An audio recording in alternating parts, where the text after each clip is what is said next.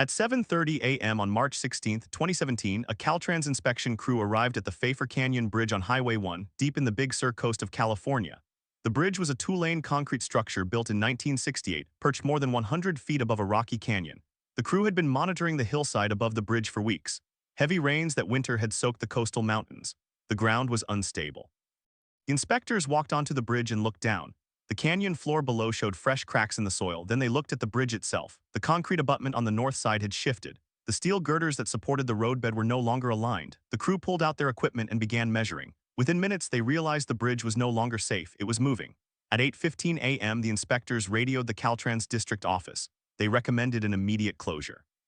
At 8:30 a.m., the California Highway Patrol stationed officers at both ends of the bridge. Traffic was stopped.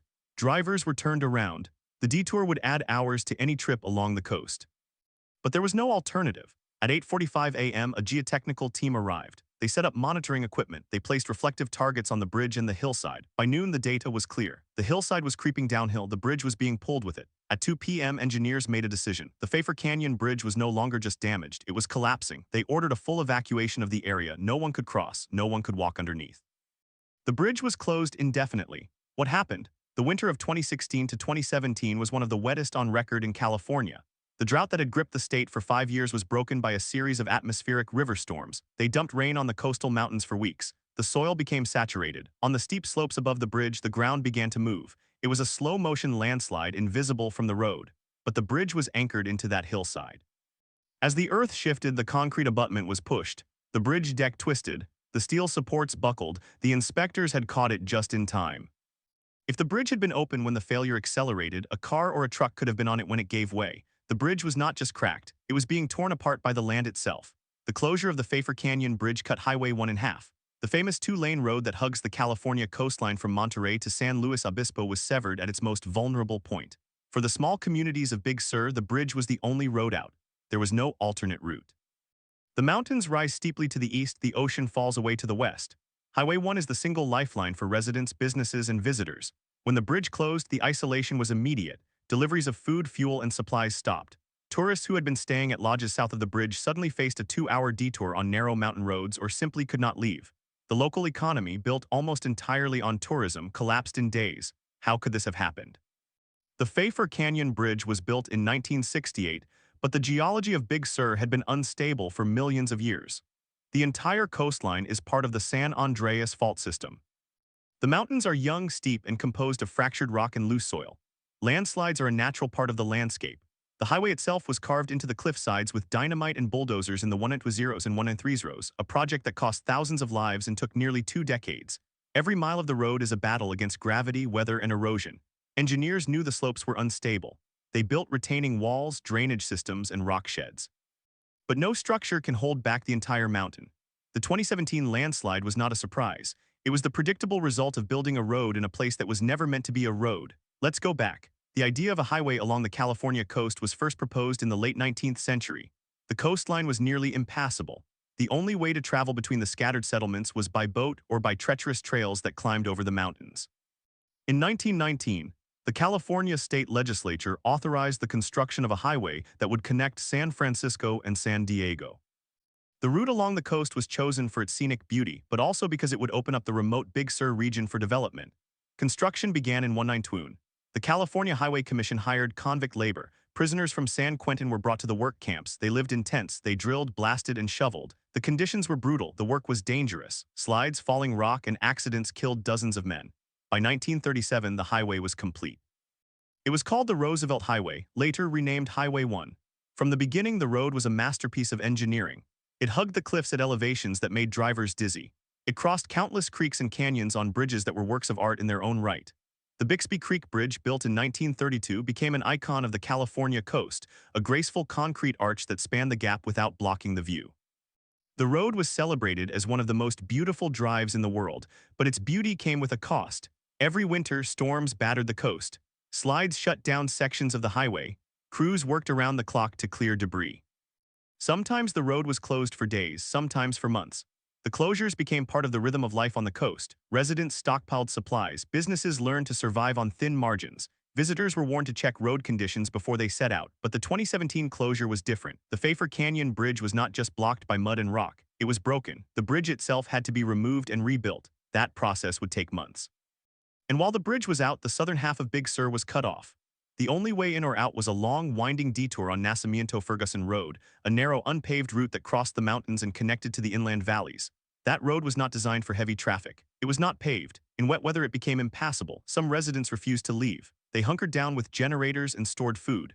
Others moved to temporary housing in Monterrey or San Luis Obispo. The state promised emergency repairs.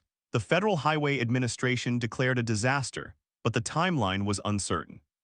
Engineers estimated that the new bridge could be built in 6 months, but only if the weather cooperated. While the engineers worked on a solution, investigators looked backward. They studied the geology of the slide. They analyzed the records of the bridge inspections. They asked whether the failure could have been predicted earlier. The answer was complicated. The slide was a deep-seated rotational failure, a slow movement of the entire hillside. It had been active for years, but the movement was so gradual that it was not detected by regular inspections. The bridge had been inspected every 2 years. The last inspection in 2015 had found no serious issues. The hillside had not shown visible cracks. The drainages were functioning. The bridge was rated as being in adequate condition. But the heavy rains of 2017 accelerated the movement. By the time the inspectors saw the cracks, the bridge was already compromised. The question became, could the state have done more? Some critics argued that the inspection intervals were too long. Others pointed out that the budget for maintenance of Highway 1 had been cut for years. The road was old. The infrastructure was aging. The legislature had not allocated enough money for prevention. The slide was a natural event, but human decisions had left the road vulnerable. The same questions were asked after every major closure. After the 1983 Mud Creek slide, which buried a mile of the highway under 70 feet of rock. After the 2008 chalk fire, which burned through the hillsides and triggered debris flows. After the 2016 Sobrans fire, which left the slopes bare and then produced massive mudslides in the following winter. Each time the state repaired the damage. Each time the cost rose, but the fundamental problem remained. Highway 1 was built in a place that was always trying to destroy it. The Pfeiffer Canyon Bridge closure lasted 7 months. Construction of a new bridge began in April 2007. The design was the same, a concrete arch bridge similar to the original. The difference was that the new bridge was anchored deep into bedrock, far below the sliding hillside. The foundation piles were driven 150 feet into the ground. The deck was raised slightly to allow for future movement. The work was done around the clock. Crews worked in shifts to meet the deadline. By October 2017, the new bridge was complete. Highway 1 was reopened. The celebration was muted. Residents knew that another slide would come. It was not a question of if but when, and it did. In 2021, the Dolan Point slide near Big Sur dumped 200,000 cubic yards of rock onto the highway. The road was closed for 3 months. In 2023, the Regent slide hit near the same area.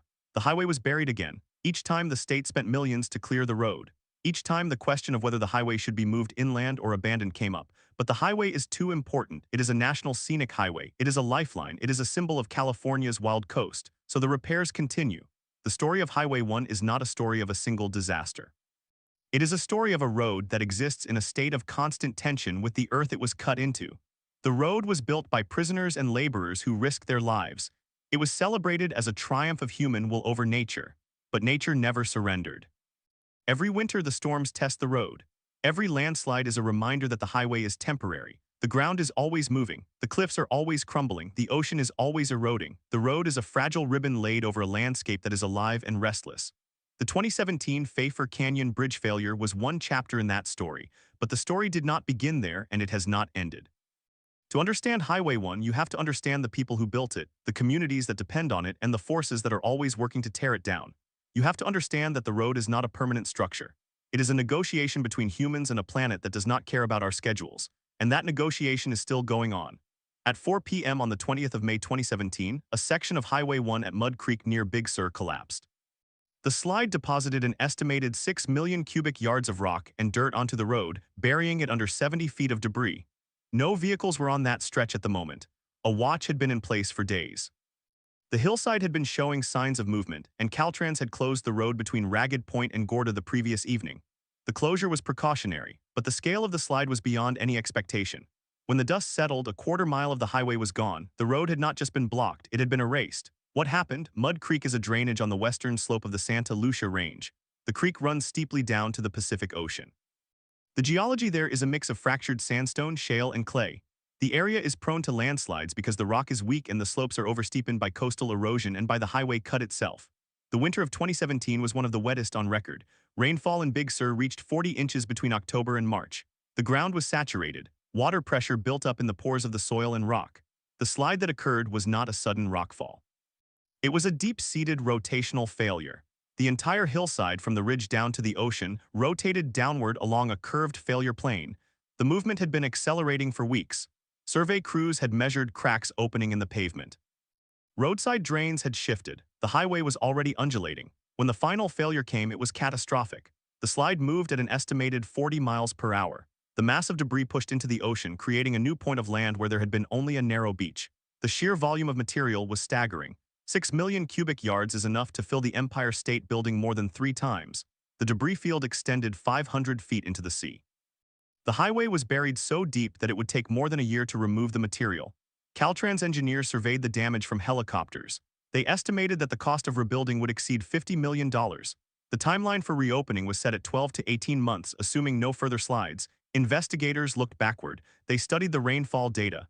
They analyzed the slope stability.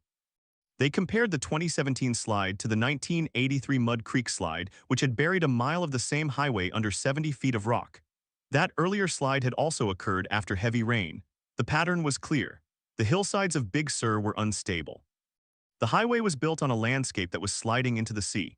Yet the 2017 slide still surprised many. The monitoring systems had detected movement but not the speed or volume of the final failure. The question became, could the state have predicted the scale of the slide? And if not, how could it ever prepare for the next one? The answer was uncomfortable. The California coast is one of the most seismically and geologically active regions in the world. The San Andreas Fault runs just inland. The coastal ranges are young, steep, and eroding quickly. Landslides are not anomalies. They are the normal process by which the mountains shed material into the ocean.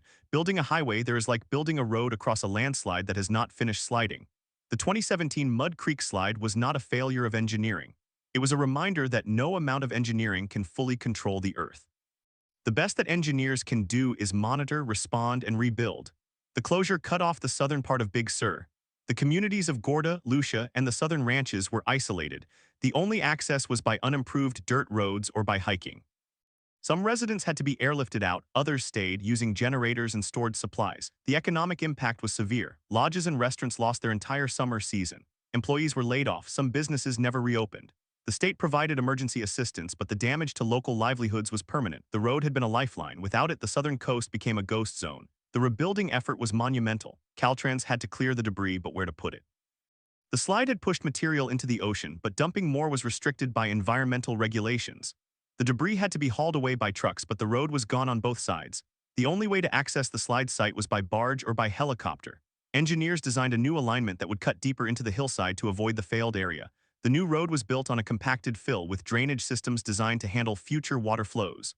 The work took 14 months. The cost was $54 million. The road reopened on July 18, 2018. It was a victory of perseverance, but the celebration was tempered by the knowledge that another slide would come. And it did. In 2021, the Dolan Point slide dumped 200,000 cubic yards of rock onto the highway. In 2023, the Regent slide hit near the same area. Each closure cost millions to repair. Each time, the same questions were asked. Why rebuild in a place that is so unstable? Because there is no alternative route. Because the communities along the coast have no other connection to the rest of California. Because Highway 1 is not just a road. It is the spine of the Big Sur region. Without it, the towns die, so the cycle continues. The state spends, the earth moves, and the highway is rebuilt. The story of the Mud Creek slide is a story of human determination against natural forces, but it is also a story of limited foresight. The highway was built in the 193's rows. The engineers of that era knew the coast was unstable, but they believed that drainage and retaining walls could control the slides. They were wrong. The slides have become larger and more frequent as the climate changes. Warmer air holds more moisture. Storms are more intense. The winter rains that trigger slides are heavier now than they were a century ago. The hillsides are more saturated. The failures are bigger. The state has responded by installing more monitoring equipment using GPS and satellite radar to detect ground movement in real time. But monitoring does not stop slides. It only buys time to close the road before the disaster. The question that remains unanswered is whether Highway 1 can be sustained indefinitely. In some sections, the road has been moved inland, away from the most active slide zones. In others, tunnels have been proposed, but the cost is prohibitive. A tunnel under the Mud Creek area would cost billions. The state has not committed to such a project. The current strategy is to rebuild each time using stronger foundations and deeper drainage, but the Earth does not follow human schedules. The slides will continue, the road will close again, the only certainty is that the cost will rise. The human cost is harder to measure. The residents of Big Sur have adapted to a life of uncertainty. They keep extra food, they plan for months of isolation.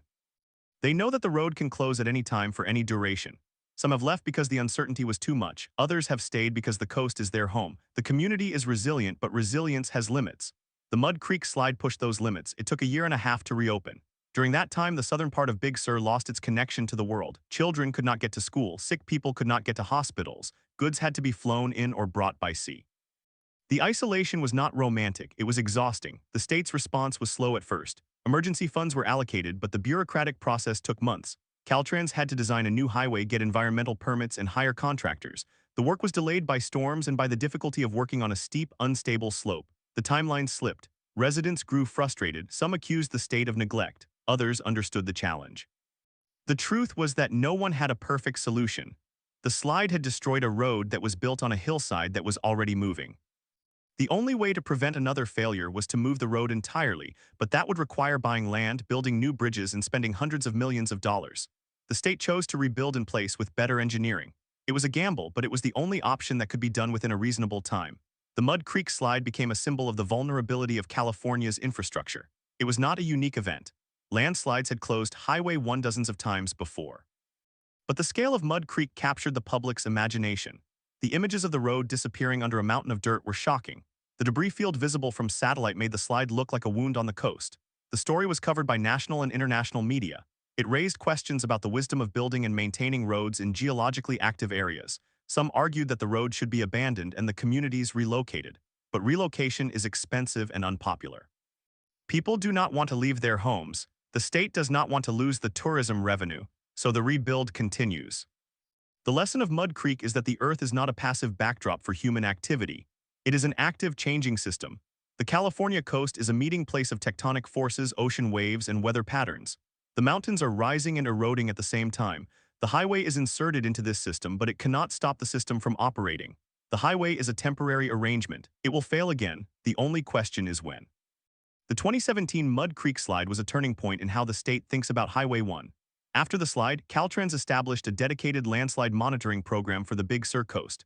They installed inclinometers, piezometers, and radar reflectors. They contracted with the United States Geological Survey to analyze the slope stability. They created a system of thresholds that trigger road closures before a slide occurs. The system has worked. In 2021, the Dahlin Point slide was anticipated, and the road was closed before anyone was endangered. In 2023, the Regent slide was predicted as well. The monitoring has saved lives, but it has not saved the road. The closures are still frequent. The rebuilds are still expensive. The question of long-term viability remains open. The story of Highway 1 is not a story of a single disaster. It is a story of a road that exists in a state of constant tension with the earth it was cut into. The road was built by prisoners and laborers who risked their lives. It was celebrated as a triumph of human will over nature. But nature never surrendered. Every winter, the storms test the road. Every landslide is a reminder that the highway is temporary. The ground is always moving. The cliffs are always crumbling. The ocean is always eroding. The road is a fragile ribbon laid over a landscape that is alive and restless. The 2017 Mud Creek slide was one chapter in that story, but the story did not begin there and it has not ended. To understand Highway 1, you have to understand the people who built it, the communities that depend on it, and the forces that are always working to tear it down. You have to understand that the road is not a permanent structure. It is a negotiation between humans and a planet that does not care about our schedules. And that negotiation is still going on. The slide at Mud Creek was a reminder that the planet will always win in the long run. But in the short run, the people of Big Sur keep rebuilding. They have no choice. The road is their only way home. At 3:17 p.m. on the 3rd of January 1952, a 1949 Chevrolet sedan drove south on Highway 1 near the Big Sur River. The road was wet from 3 days of steady rain. The driver, a mail carrier named Harold T. Nelson, was making his usual run from Monterey to San Simeon. He had driven this route for 12 years. He knew the curves, the blind corners, the places where the cliffs overhung the road.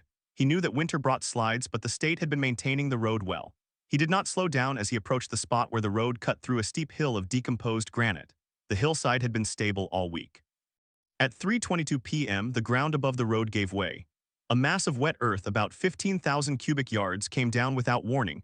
It covered the road in an instant. Nelson's car was directly underneath. The slide pushed the car sideways into the cliff face and buried it under 8 feet of mud and rock. Nelson was killed instantly. It took rescuers 2 days to dig out the body. The road remained closed for 14 months. What happened? The 1952 Big Sur River slide was the first major failure on Highway 1 after the road's completion in 1937. The slide was caused by a combination of heavy rain and a natural spring that had saturated the ground beneath the road. The highway had been built by cutting into the hillside, removing the natural toe of the slope. Without that support, the hill became unstable. The engineers of the 193's roads had not accounted for the effect of prolonged rainfall on decomposed granite. They had assumed that drainage ditches and culverts would carry water away from the road. They were wrong. Water infiltrated the slope from above, and the slide was the result. The 1952 slide set a pattern. After the road was reopened, the state installed more drainage pipes and built a retaining wall at the site. But the wall failed during the next major storm in 1958. The wall was replaced with a larger one. That wall held for a few years, then began to crack. The hillside was moving. The state realized that the only permanent solution was to move the road inland, away from the slide zone.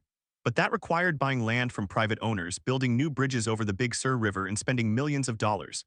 In the 1950s, the state did not have the budget, so they patched. They built more walls. They drilled horizontal drains. They monitored the slope by hand with survey stakes.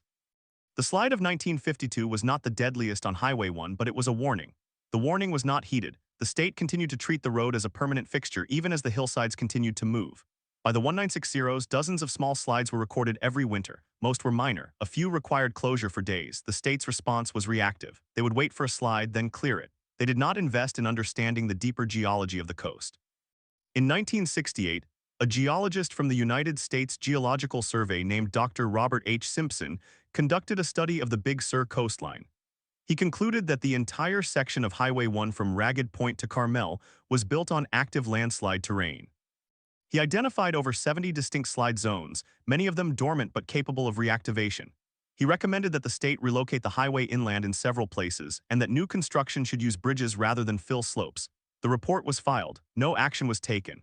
The next major failure came on the 15th of February 1983. The slide occurred at a location known as the Hurricane Point just south of Bixby Creek Bridge. A massive rainstorm dropped 11 inches of rain in 48 hours. The ground above the road liquefied. At 6:45 a.m., a section of highway 200 feet long collapsed into the ocean. The road simply dropped away. A tour bus was approaching from the north. The driver saw the edge of the road disappear and slammed on the brakes. The bus stopped 30 feet short of the gap. The passengers were shaken but unhurt. The road was closed for 6 months. The state rebuilt the section by building a massive retaining wall and filling the slope with rock. The repair cost $2 million, a large sum at the time, but the wall did not address the underlying instability. It simply moved the problem deeper. The Hurricane Point slide of 1983 was a turning point in public awareness. For the first time, Highway 1's vulnerability was covered by national news. The images of a missing road against the dramatic cliff were broadcast across the country. Tourists began to realize that the scenic drive could be dangerous, but the state still had no long-term plan. The budget for preventive maintenance was limited. The road was patched again. In 1995, a smaller slide near the Esalen Institute closed the road for 2 weeks. In 1998, a slide at Paul's Slide, named after a local rancher whose property was repeatedly affected, closed the road for 3 months. Paul's Slide became a recurring problem. It failed again in 2004, 2008, and 2009. Each time the state repaired it with more retaining walls and deeper drainage. Each time the slide returned. The pattern was now predictable. The hillsides were not stable. They were moving slowly, and heavy rain accelerated the movement. The state began installing tiltmeters and piezometers at Paul's Slide to monitor ground movement in real time. But the data only confirmed what the geologists already knew. The slope was failing, and no amount of patching would stop it. The slide that finally forced a change in strategy came in 2003. That year, a winter storm triggered a slide at a location called the Coast Road near the southern end of Big Sur. The slide was small by later standards, only 40,000 cubic yards, but it closed the road for 4 months. During that closure, a group of local residents and business owners formed the Big Sur Highway Association. They lobbied the state for a more permanent solution. They argued that the repeated closures were destroying the local economy. The state responded by commissioning a comprehensive study of the Big Sur corridor. The study was published in 2005. It identified the 20 most unstable slopes along Highway 1 ranked by risk of failure. Mud Creek was number 2 on the list. Paul's Slide was number 1. The study recommended that the state relocate the highway at Mud Creek and at Paul's Slide, moving the road inland onto more stable ground. The estimated cost was $300 million. The state did not have the money. The study was filed. On the morning of the 20th of May 2017 at 7:12 a.m., a hiker near the Mud Creek area heard a low rumbling sound. He looked up and saw the hillside moving. It was not a sudden collapse. It was a slow, massive flow of rock and soil that crept forward over the course of 30 seconds. The hiker ran. He was a quarter-mile away. He watched as the entire hillside, from the ridgeline down to the ocean, slid into the sea. The highway was buried under 100 feet of debris. The slide was not a surprise. The state had been monitoring the slope with radar and GPS. They had closed the road the night before. No one was injured, but the damage was catastrophic.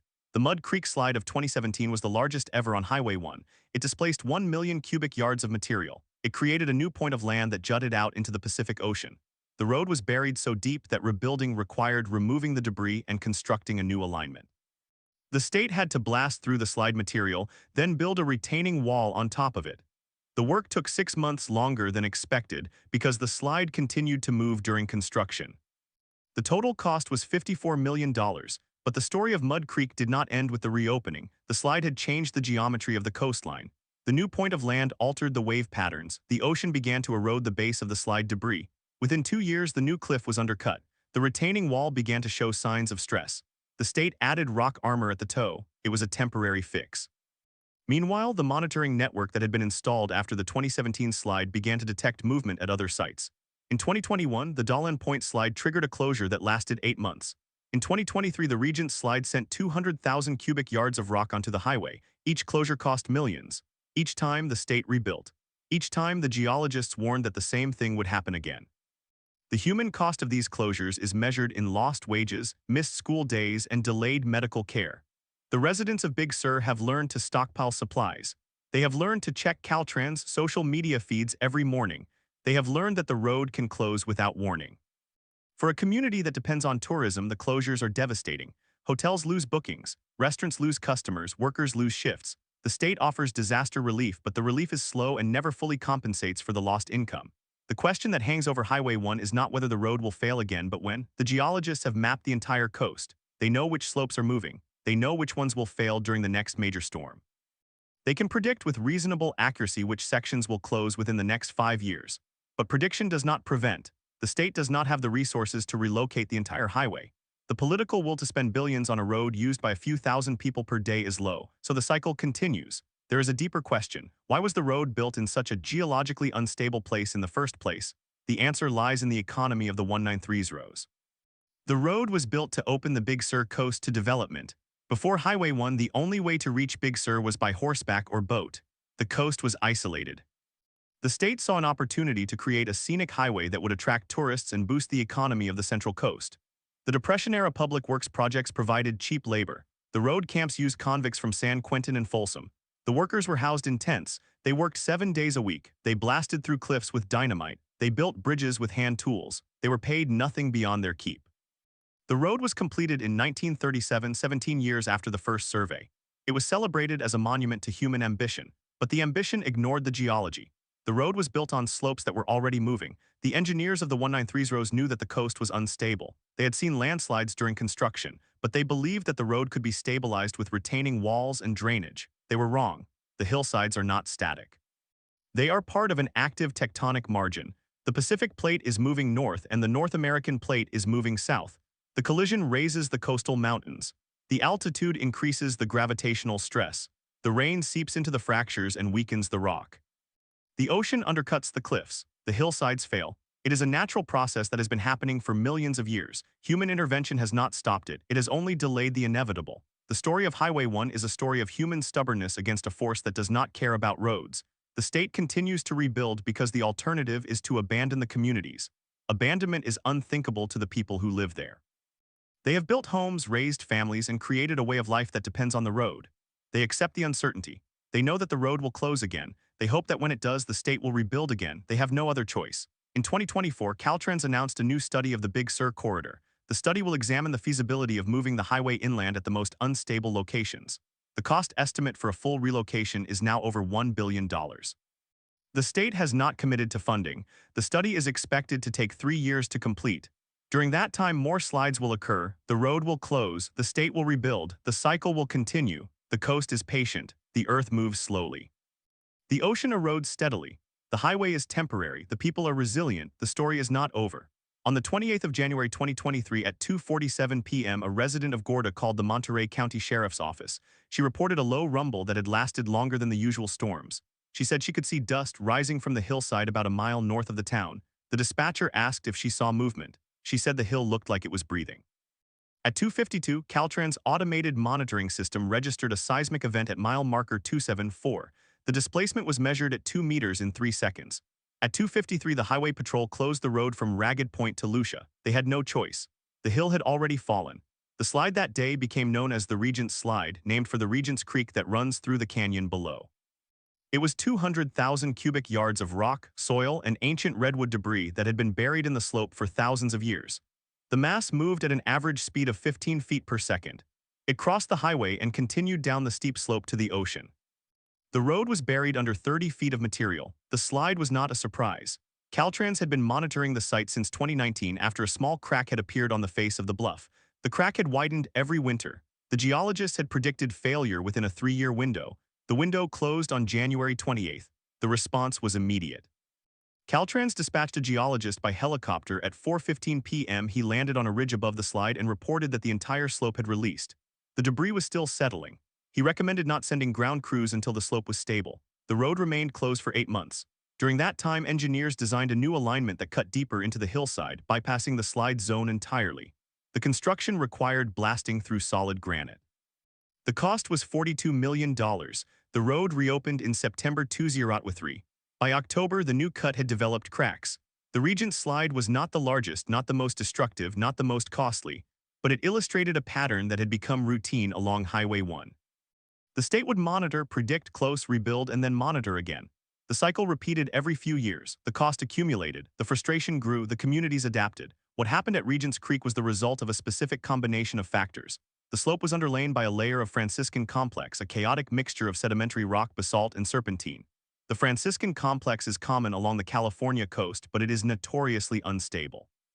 It fractures easily, it absorbs water, it slides when saturated. The winter of 2022 to 2023 had been one of the wettest on record. Atmospheric rivers had dumped more than 40 inches of rain on Big Sur. The ground was saturated to depths of 20 feet. The water acted as a lubricant. The slide was inevitable. But the story of the Regent's Slide is not only about geology. It is about the people who were affected. During the closure, the community of Big Sur was cut in half. Residents north of the slide could reach Monterey. Residents south of the slide could only reach San Luis Obispo. The drive between the two sections required a 3-hour detour through the Salinas Valley. For residents who lived in the middle, there was no way out. They had to be evacuated by helicopter or by boat. The Coast Guard conducted 12 medevac flights during the closure, transporting patients with heart attacks, appendicitis, and pregnancy complications. One woman gave birth in a Coast Guard helicopter. The baby was named River. The economic impact was severe. Big Sur's tourism season runs from May to October. The slide closed the road in January and did not reopen until September. The entire summer season was lost. Hotels reported 90% cancellations. Restaurants closed permanently. The state provided disaster loans, but the loans had to be repaid. Many small business owners went into debt. Some did not recover. The state responded by creating a relief fund for workers. The fund distributed $3 million to 800 residents. Each resident received an average of $3,700. That was not enough to cover a year of lost wages. The fund was exhausted in 6 months. The slide also disrupted the supply chain. Big Sur has no grocery store. Residents depend on deliveries from Monterey and San Luis Obispo. During the closure, food prices rose. Fresh produce became scarce. The community organized a volunteer trucking service that brought supplies over the detour route. The round trip took 6 hours. The volunteers drove every Tuesday and Friday. They delivered milk, bread, eggs, and medicine. They did it for free. The Regent's Slide revealed something else about Highway 1. The road is not just a transportation corridor. It is a lifeline. Without it, the communities along the coast cannot survive. The state has recognized this. In 2023, Caltrans launched a program called the Big Sur Long-Term Resilience Plan. The plan aims to identify every unstable slope along the 60-mile stretch of Highway 1 from Cambria to Carmel. The plan will prioritize the most critical sites for relocation. The plan has a budget of $100 million. The estimated cost of relocating all priority sites is $1.2 billion. The gap is large. The plan also includes a monitoring system that uses radar, GPS, and drones. The system can detect movement as small as 1 millimeter per day. The data is fed into a computer model that predicts failure probability. The model has been accurate in 70% of cases. The remaining 30% are false positives or surprises. The geologists do not expect perfect accuracy. They only expect to reduce the number of evacuations and closures. But the plan does not address the underlying question. Why does the road exist in a place that is actively trying to destroy it? The answer is historical, economic, and emotional. The road was built to connect a remote region to the rest of California. It was built during the Depression to create jobs. It was built by convicts who had no choice. It was built with dynamite and sweat. It was finished in 1937 and it was immediately celebrated as one of the greatest engineering achievements of its time. The celebration overlooked the cost. The cost was paid in lives. During construction, at least 11 workers died. They were killed by falling rocks, explosions, and vehicle accidents. Their names are recorded in the archives of the California Department of Transportation, but they are not remembered in monuments. They were inmates, laborers, and immigrants. They built the road for 30 cents an hour. They lived in tent camps. They worked in rain and fog. They died and were replaced. The road has continued to demand payment. Since 1937, there have been more than 100 major landslides along Highway 1. Each landslide has cost millions to repair. Each repair has been temporary. The road has been closed for a total of more than 5 years since 2000. The closures have cost the local economy an estimated $400 million. The state has spent $300 million on repairs. The total is not sustainable, but the road is too important to abandon. The communities depend on it, the tourists depend on it, the state depends on it for emergency access.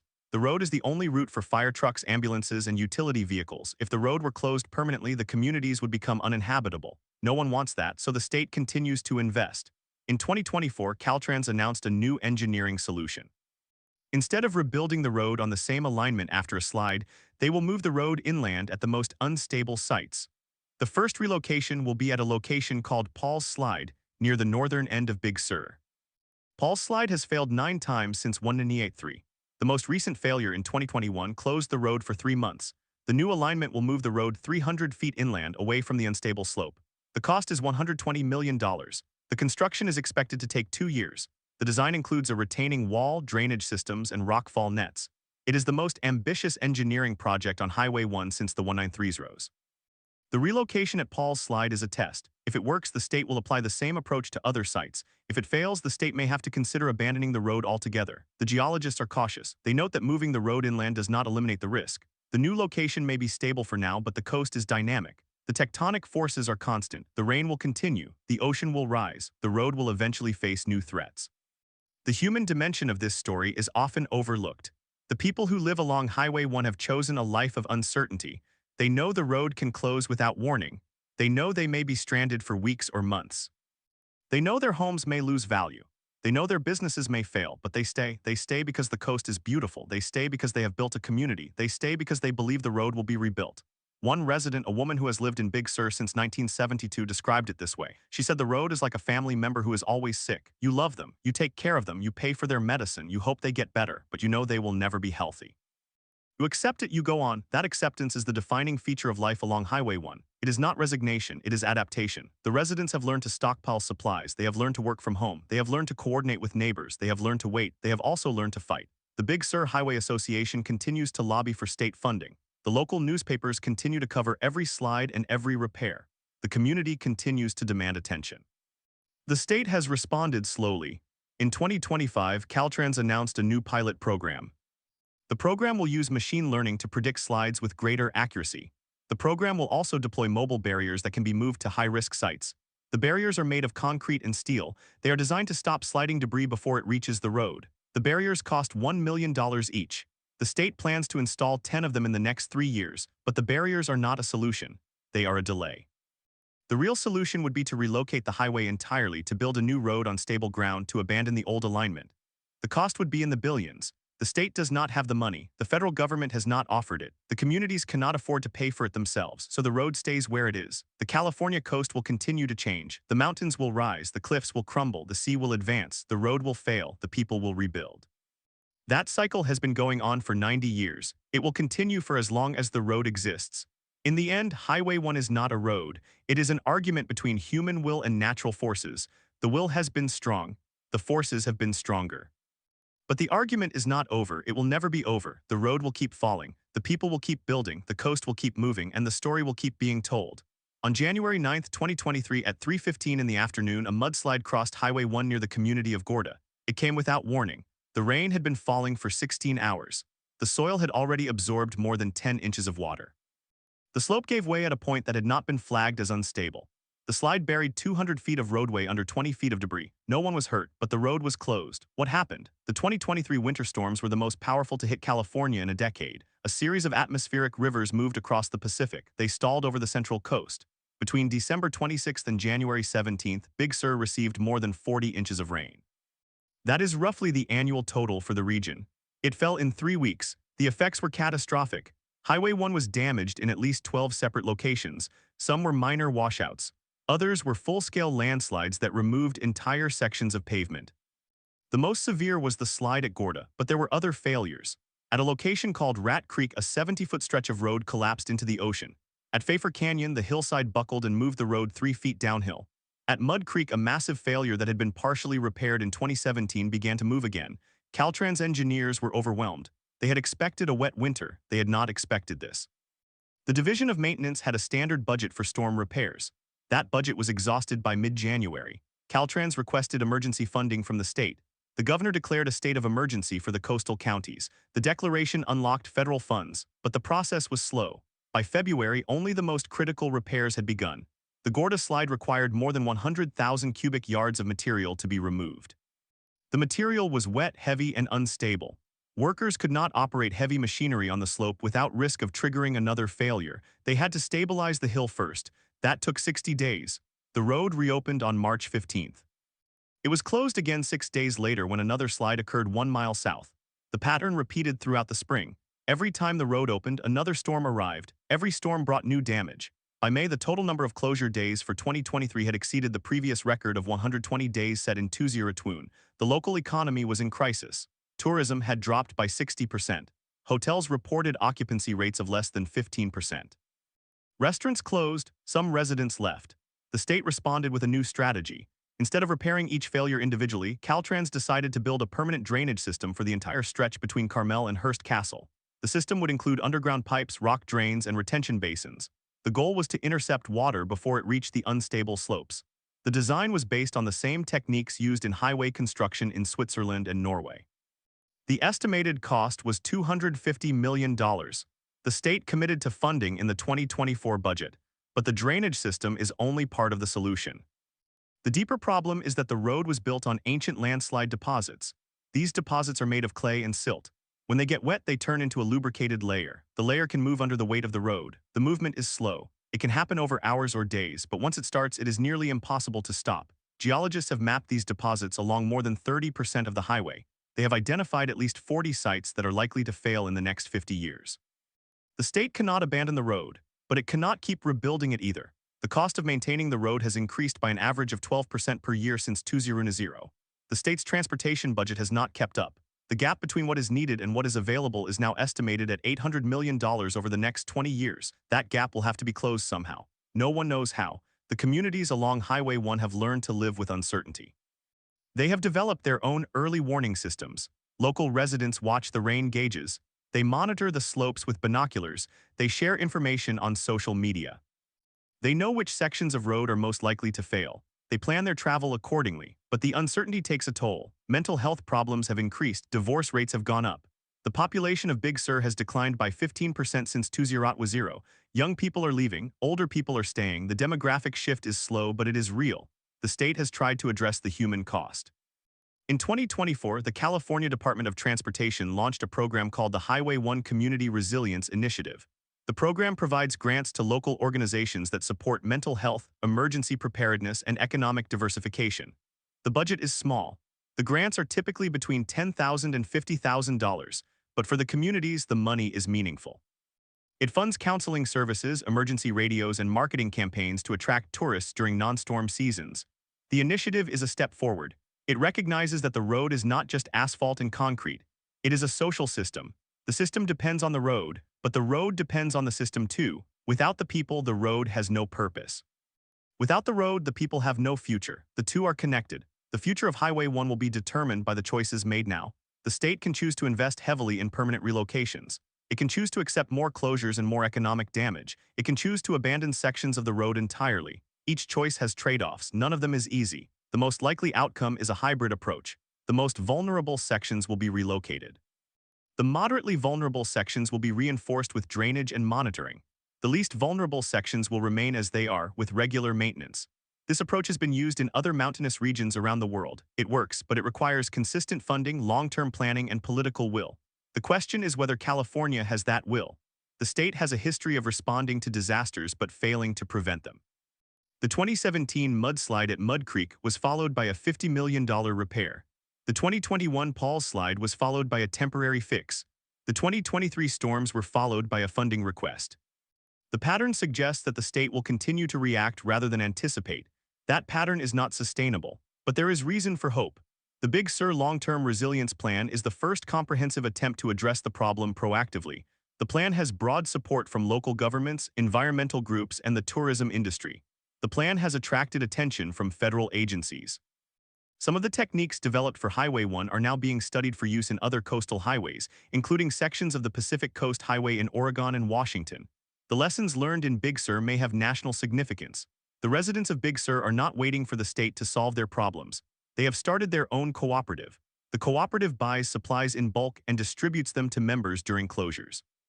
It has a fleet of small trucks that can access the road from unpaved tracks. It has a communication network that uses satellite phones.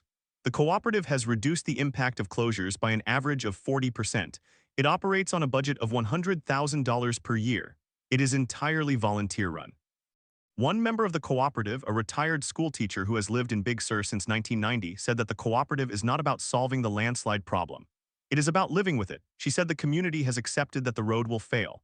They have accepted that they will be stranded. They have accepted that their homes will lose value. They have not accepted that they will leave. That acceptance is the foundation of the resilience. It is not defeat, it is a choice.